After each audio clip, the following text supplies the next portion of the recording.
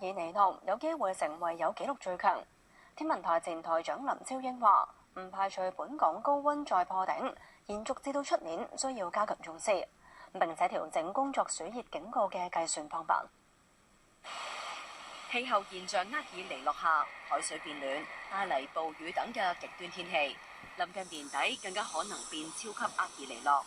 天文台前台長林超英喺本台節目講清講楚話，除咗襲港熱帶氣旋嘅數目減少，但係強度增加，更加值得關注嘅係高溫問題。今年同埋下年都有機會熱嘅，因為要睇佢呢個厄爾尼諾咧，佢一路伸延到明年幾時咁樣啦。譬如對上嗰次就係2023到2024，結果我哋熱咗2024，有啲擔心就係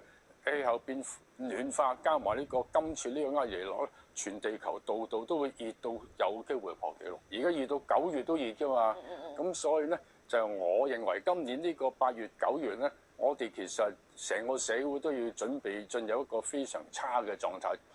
佢認為高溫之下要加強關注對戶外基層打工仔嘅影響，建議工作暑熱警告由而家依據暑熱指數改為同國際較多採用嘅濕球黑球溫度去掛鈎，並且收緊定義。暑熱指數天文台做出嚟咧係預俾公眾嘅，所以咧佢入邊咧喺露天日頭曝曬嗰部分咧，其實佢嗰個參數佔比細嘅，技術上係唔恰當嘅。原來佢死嘅人係多過打風落雨好多嘅，所以用呢個角度睇咧，我認為我哋處理全民要捱熱呢個現象，咁我哋俾佢嘅心機應該同比對付打風落雨一樣咁多。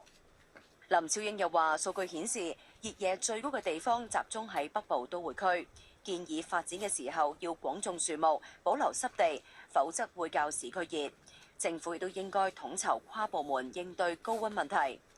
熱浪影響全球，一直鼓勵唔開冷氣嘅佢，又會唔會改變睇法呢？冷氣咧，佢係要嚟救命，但係佢又唔應該當成日日都開嘅嘢。嗱，有科學論文講咗嘅就係一個正常健康嘅人咧，喺35度以下嘅情況咧，用風扇係可以解降自己嘅溫嘅。今年有一日爭啲想開，不過咧都係到35度幾嘅。咁但係我啱啱又攞場雨，咁嗰日我就冇開到啦。如果唔係我破咗戒㗎啦。